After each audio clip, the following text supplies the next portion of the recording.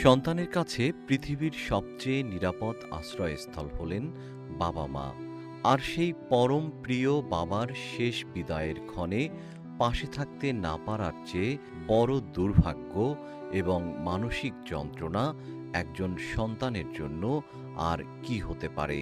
নিয়তির এক নির্মম পরিহাসে এমন এক বুকফাটা কষ্টের মুখোমুখি দাঁড়িয়েছেন ইরানের বর্তমান সর্বোচ্চ নেতা মোস্তাফা খামেনি। মার্কিন ও ইসরায়েলি আগ্রাসনে নিহত বাবা আয়াতুল্লাহ আলী খামেনির শেষ বিদায়ের রাষ্ট্রীয় আনুষ্ঠানিকতায় উপস্থিত থাকতে পারছেন না তিনি।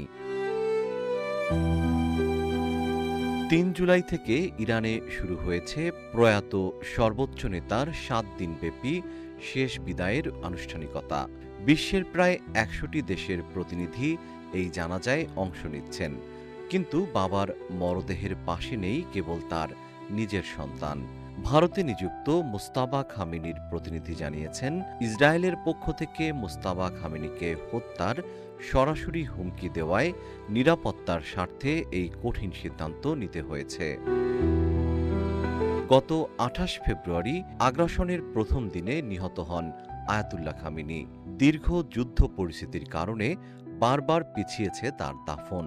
অবশেষে আগামী ৯ জুলাই মাশহাদে তাকে দাফন করার সিদ্ধান্ত নেওয়া হয়েছে।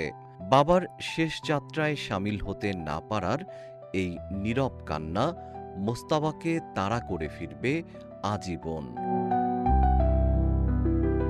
এদিকে এই আবেগঘন পরিস্থিতির মাঝেই ইরানের শীর্ষ সামরিক কর্মকর্তা আলী আবদুল্লাহি হুঁশিয়ারি দিয়ে বলেছেন, এই বিদায় অনুষ্ঠানকে কেন্দ্র করে কোনো ধরনের আগ্রাসন চালানো হলে শত্রুদের বিরুদ্ধে কঠোর প্রতিশোধ নেবে ইরান।